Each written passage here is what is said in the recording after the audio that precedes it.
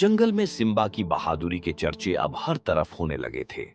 हर जानवर उसे एक दिन बादशाह जमार की तरह जंगल का अजीम हुक्मरान बनते देखना चाहता था। मगर सिम्बा अभी बच्चा था। उसे मुहिमजुई का बेहद शौक था। हर दिन वह कोई न कोई नया कारनामा अंजाम देने के लिए तैयार रहता था। एक दिन सिम्बा, जीबो, हरिन और टोटो, खरगोश, खेलते हुए जंगल के एक ऐसे हिस्से में पहुंच गए जहां वह पहले कभी नहीं गए थे। वहां उन्हें एक बड़ी और खौफनाक गुफा नजर आई। गुफा के अंदर से अजीब सी गूंज सुनाई दे रही थी, जैसे कोई सरगोशी कर रहा हो।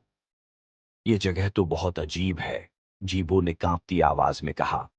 हमें यहां नहीं जाना चाहिए, टोटो ने जल्दी से कहा। मगर सिम्बा की आंखों में तजस्सुस चमक रहा था। हमें मालूम करना चाहिए कि अंदर क्या है। हो सकता है कि कोई मुसीबत में हो, सिम्बा बोला और बिना सोचे समझे गुफा में दाखिल हो गया। खतरनाक सामना गुफा के अंदर घुप अंधेरा था। हर कदम के साथ सिम्बा का दिल तेजी से धड़कने लगा। अचानक एक गहरी गरजदार आवाज गूंजी। कौन है जो मेरी नींद खराब कर रहा है? सिम्बा और उसके दोस्त घबरा गए। अचानक एक बड़ी साए जैसी मखलूक हरकत में आई। यह एक खौफनाक रीछ था जो गुफा में सो रहा था और उनकी आहट से जाग गया था।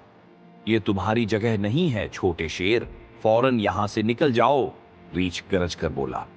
सिम्बा ने हिम्मत करके कहा, हमें लगा कि शायद यहां कोई मुश्किल में है, हम मदद के लिए आए थे। दयालुता की ताकत ये सुनकर रीछ की आंखें नरम हो गई। वह गहरी सांस लेकर बोला, कोई बहुत अरसे से मेरी मदद के लिए नहीं आया।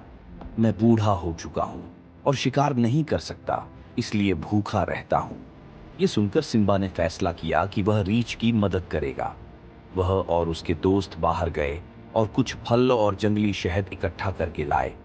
रीछ ने खुशी से खाया और मुस्कुराकर कहा, तुम वाकई बहादुर और मेहरबान हो सिम्बा।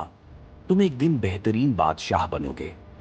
जब जंगल के दूसरे जानवरों को उसके कारनामे का पता चला तो सबने सिम्बा की तारीफ की।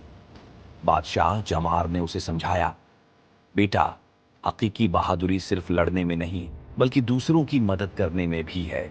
आज तुमने साबित किया कि तुम्हारा दिल एक सच्चे बादशाह जैसा है।